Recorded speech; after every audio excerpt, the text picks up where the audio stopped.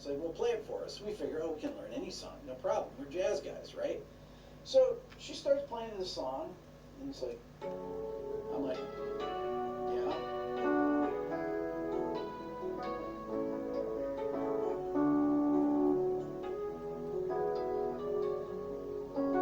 Oh, that's weird. What was that? Wait a minute, wait, back that up a second. So she backs it up. It's like, okay, so we're trying to do the math in our head. Here we go. It starts out in F sharp minor, so it's 6, 2, 5, 1. These are just inversions to the 4, to the 5, and then to major 6, first modulation. That's a borrowed chord.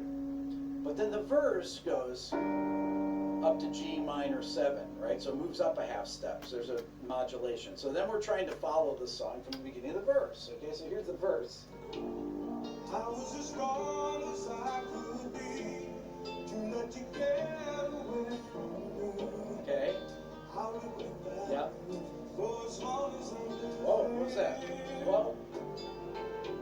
What? Okay, so we're thinking that we can do this without a chart.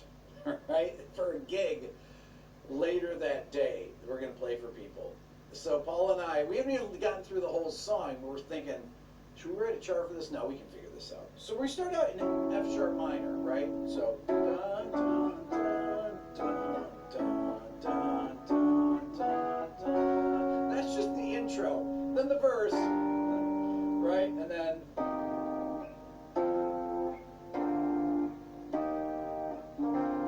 there's this, and then, okay, now we're really getting into uncharted territory. I'd never seen a song that went through so many different chord changes. This is just the beginning of this. This is like the most confusing thing ever, right? So we go into the second half of the verse, and then,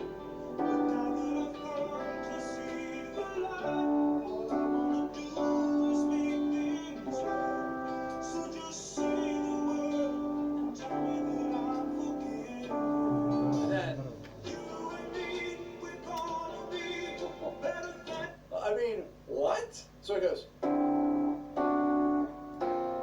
pre-chorus. Actually, a very cool change, but going from D11 or C over D to D over C to B flat sus2, or to this would be A minor 7 flat 6 or F add 9 over A, right? So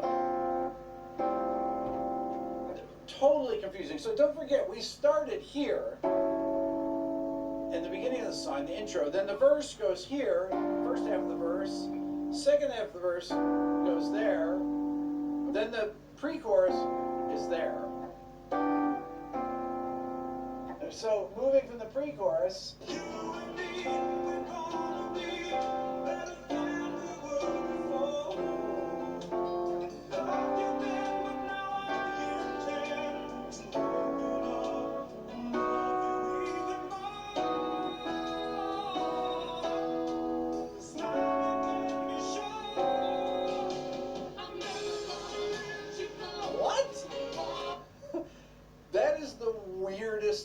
key change ever. They're going from, I mean, I have to read this. I still have to read it because I can't remember it to this day. Now, normally you would have a half diminished, or you'd go, but what they've done is they went minor 2-5. Instead of going to D flat major, they go to the 3 chord as a substitute. That's actually like a tonic substitute, but it's very confusing. So we have F sharp minor. If you think of it, just the first chord of each section, F sharp minor in the intro, first chord of the verse is G minor, then the second half of the verse is E minor, first chord of the pre-chorus, B flat, sus2, and then the second half of the pre-chorus goes to F sharp, B, and then this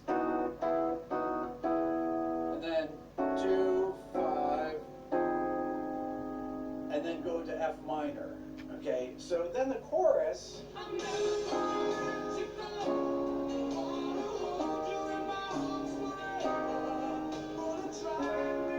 Check this out. Okay, listen to this.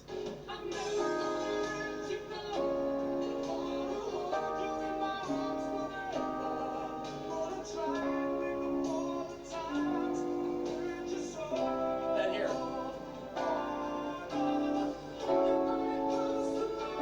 Okay, so the chorus starts out F minor to B flat minor, E flat over D flat, C minor 7, then D flat major down to G7 to C, and then moves up a half step. What song modulates what? This is a #1 song. So it modulates, the first half of the chorus is F minor to B flat 7, B flat minor 7. The second half of the chorus is F sharp minor to B minor 7, half step up. Same chord progression up a half step, and then this time I'm never gonna let you go. Then it actually goes into the last 3 chords of the intro. That's the only thing that's repeated so far that's similar to what came before. Okay? So here's the chorus. Listen. I'm never gonna let you go.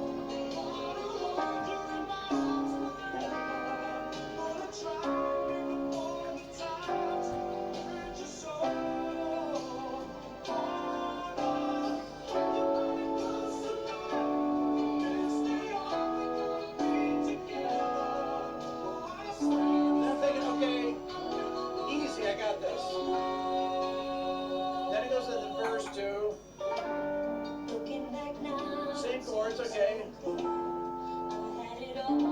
Female singer on this. So the first verse the guy sings, the chorus they sing together, and then the second verse she takes, which is a cool formula, right? By the way, the song is written by Cynthia Weil and Barry Mann, who were really famous songwriters at the time. Sergio Mendes, whose record it came out on, is just the producer. And they have all session players. I mean, it's all session drummers, all session guitar players, all session keyboard players. Sergio Mendes, I think it might be playing keyboards on it. I don't know. I looked at a live video and he's playing keyboards, but I think he's faking along with it. I don't know.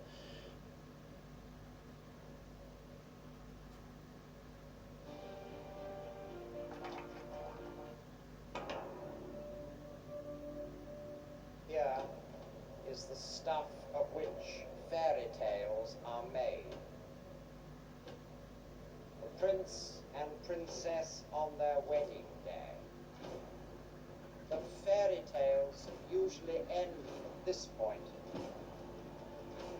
with the simple phrase, they lived happily ever after.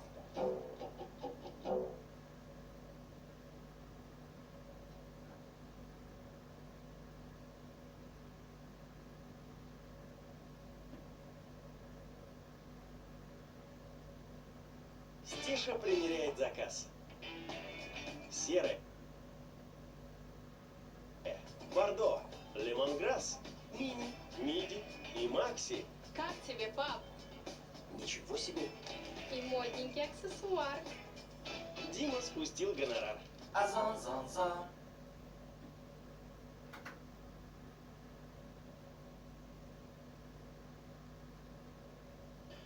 But the production and the arrangement is really amazing, right? So here's the second verse, right? Looking back now, it seems so clear. I had it all when you. I mean, you really have to know your inversions for this stuff.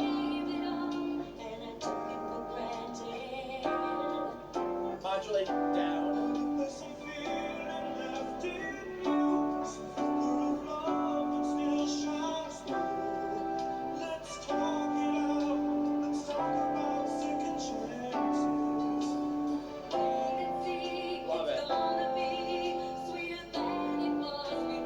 This is really confusing here. G minor 7, C over E, and then to C over F to F major.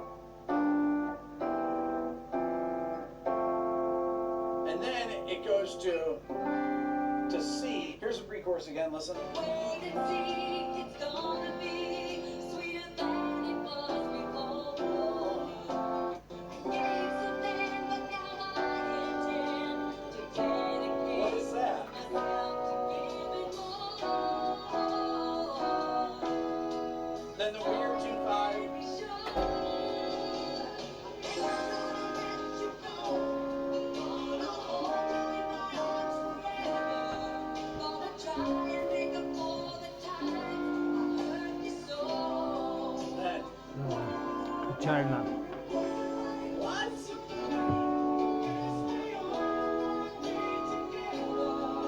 I got this. Now check this out.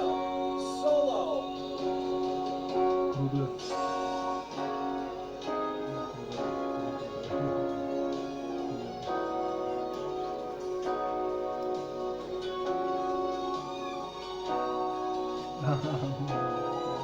This is like the only normal spot. Then. Okay, so Terrence played the solo in this, the saxophone player. So, before I get into the song, so the first day, so Paul and I are thinking that we can memorize this song and play it in a couple hours in front of a group of 100 kids, right? So we practice it, and we hack our way through it, and the girl and the drummer and the girl are singing. Okay, so we get out in front of these kids, we start playing the song, and I get lost first, okay? So I'm playing along, but Paul knows where we are. Paul's got an incredibly good memory. I mean, I've got a great memory for songs and chord changes. Incredibly good memory. But this is an impossible task, just on listening to it for 20 minutes and rehearsing it, or 30 minutes, whatever. So I'm watching Paul. I look over his bass. He's playing a fretless bass. It's got no markers on it and everything. So you got to really use your ear. It's like, okay, where is this going? Because I can't predict where it's going because I don't have the pattern memorized on it. So Paul's like yelling over to me. Yeah, it goes, it goes E minor here, E minor, A minor, and then I catch up. We keep the song going, and the singers are kind of, because it's me playing guitar. Since the bass notes aren't wrong, it's going along okay. And Terrence, the sax player, is laughing. And Paul and I are laughing, but not that hysterically yet. And then we kind of hack our way through the song, and the singers are looking back at us like, come on, you guys, what a disaster. So we get there the next day, and we're like, we got to rehearse that song. We can't play that again. That was a disaster. So we rehearse our way through it, and I say, okay, we got this. Look at Paul, we got this? Yeah, so it comes up into the set, and I'm thinking like, oh, how's this going to go? So we start playing. We get about, I don't know, halfway through the first verse or so, and then Paul gets lost. But instead of me being the nice guy, like Paul's helping me out the day before, I decide to mess with him, and I turn my guitar away from him so he can't see my hands. And Paul starts laughing so hard, and he keeps playing wrong bass note after wrong bass note, and it doesn't matter, because even if I'm playing the wrong chords, with the bass notes being wrong, it sounds like me being wrong too. And the singers are singing, they can't even sing because it's just all wrong chords, and they're trying to do this love duet, right? And we are screwing it up so royally, and we're doubled over with laughter. I walk back, I've got tears streaming down from my face, Paul does too. Then the audience, it's all kids that are, 10 years old, 8 years old, 12 years old, and they're seeing us crack up on stage and just butchering this song, but we kept going with it. And we kind of get back on for a while, and then we get off again. And it was the funniest thing. It's literally the funniest gig that I've ever played in my life, because it was so botched, okay? But as you're seeing this, like, you see this solo section, right? So Terrence is playing the keyboard solo on the sax. But this thing here, it's one chord per beat.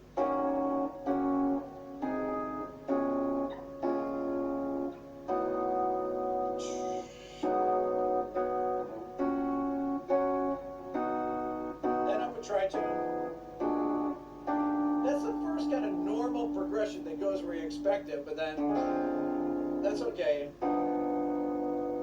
And then it goes to the third chorus. So after the solo, it goes, instead of 2, 5, 1 going like that, it goes.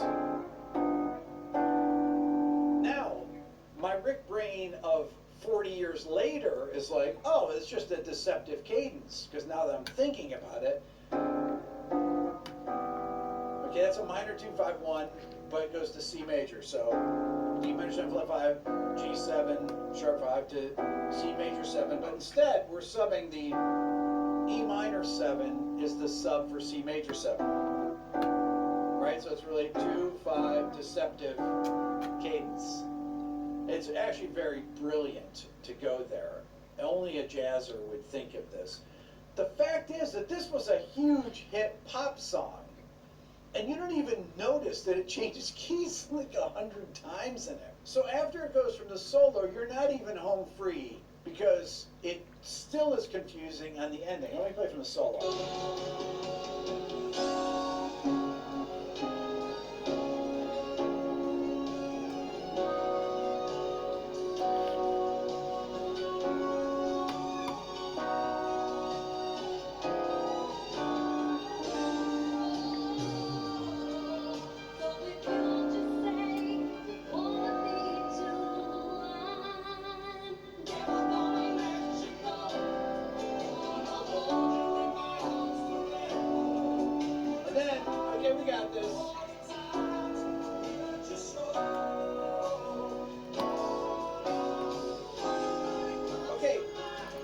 So this chorus starts E minor 7, A minor 7 to D. The second chorus is F minor to B flat minor to E flat. So this chorus is actually down a half step. Now when I'm listening to it, I know where it's going. But if I'm trying to play it from memory, and then you just have to rely on what the chord pattern is, because the chord pattern is not is kind of nonsensical. There's really nothing to grab onto.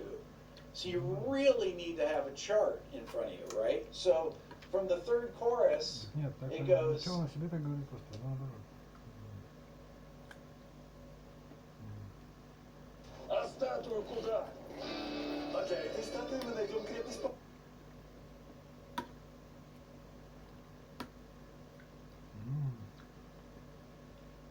Тиаго. Больше в приложении Дом Клик. Дом Клик.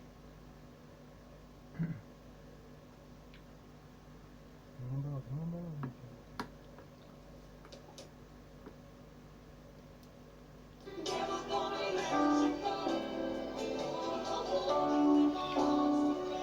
I'm thinking like, okay. So everything's down a half step.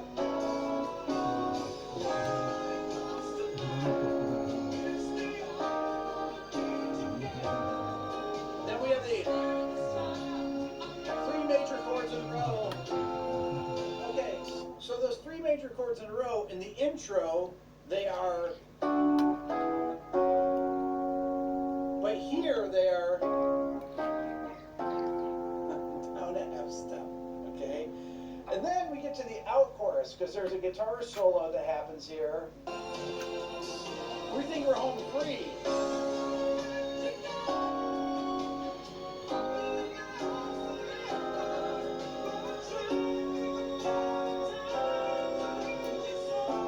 What? And then, okay, it does the same thing twice. But, let you go.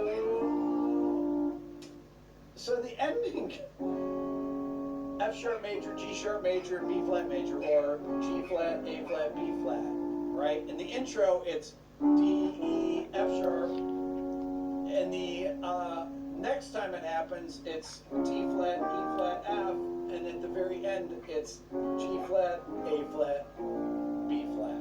That is the most complicated hit song of all time, the most complex chord progression. Yet, when you listen to it, you're just like, yeah, okay, yeah. It just goes by, you don't even realize that it's changing keys like every other beat. When I say that pop music has gotten simpler over time, well, if that's not a great example of that. Can you imagine a song like that being on the radio today? Well, I mean, it's stylistically, it's too weird. But this is what used to pass for pop radio. That's all for now. Please remember to subscribe to the channel. Hit the bell icon. I have my new Beato Quick Lessons Pro guitar course that just came out. And you can find it if you just go to quicklessons.pro, not .com, quicklessons.pro. Or you can find it through my website at rickbeato.com. Don't forget, you can find the Beato book there, where you can find how all these chord progressions go together. And my Beato ear training course, if you go to beatoeartraining.com, that will teach you how to figure out these kind of songs by ear, by interval. That's all for now. Thank you so much for watching.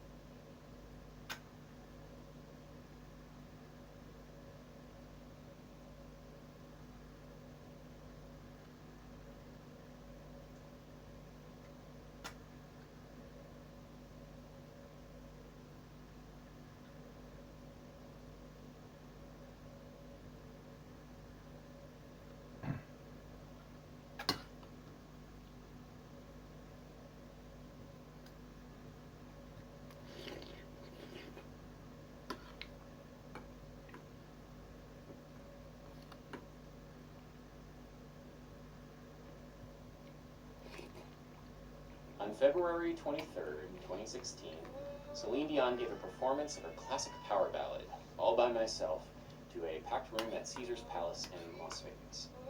She sang the climactic high E flat on the word anymore when the key changes up a diminished fourth from G major to C flat major, and the crowd went wild. But there's something in the music that was just too much, and Celine had to stop singing. This moment, I feel, perfectly encapsulates music's narrative role, its ability to tell a story in a way that makes you feel it on a physical level. And the way that All by Myself does this is through a very clever key change. It's an example of modal mixture, common tone, and harmonic double chromatic mediant modulation. And don't worry, we're going to spend today parsing that jargon dump, but just because Western music theory can throw a lot of words at a moment doesn't mean that we really get into the emotional resonance of it. So if we're going to understand what happened on that stage in February of 2016, we're going to need to go a little deeper. We're going to need to go deeper if we're going to understand the greatest key change in pop music. This video is brought to you by CuriosityStream and Nebula, where you can watch the extended version of this video.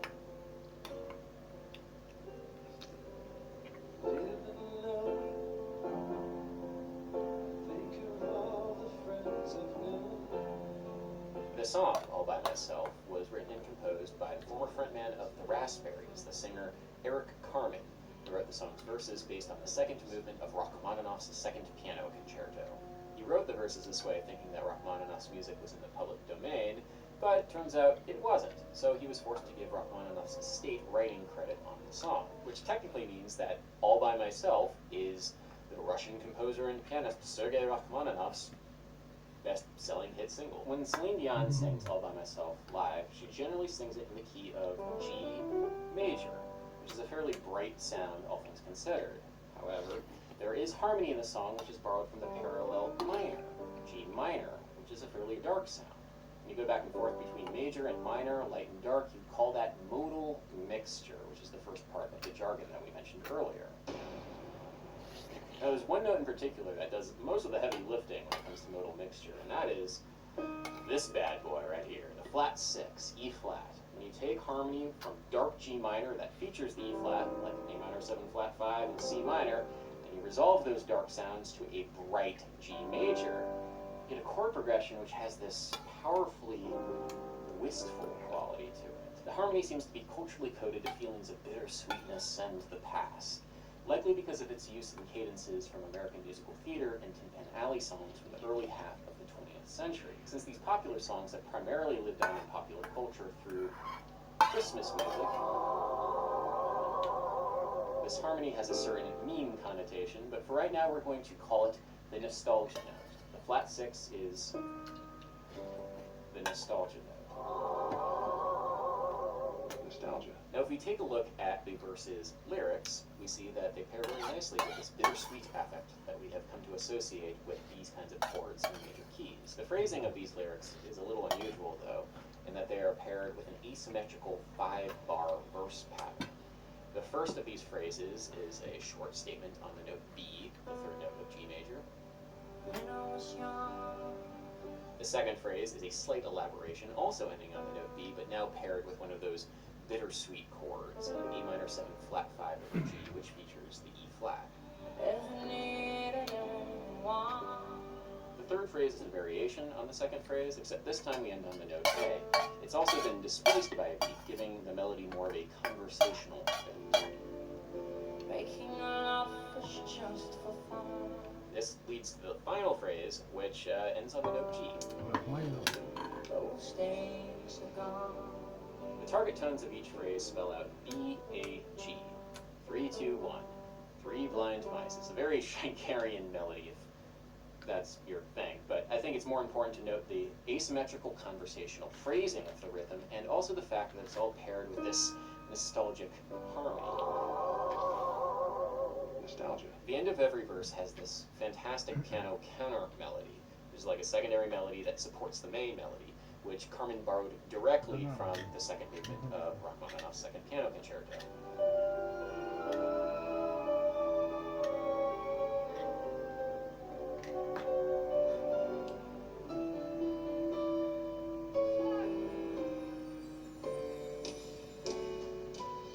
This counter melody ends on just like the most delightful ritardando, like a slowdown of the tempo, which makes the drum fill into the chorus feel just that much more epic.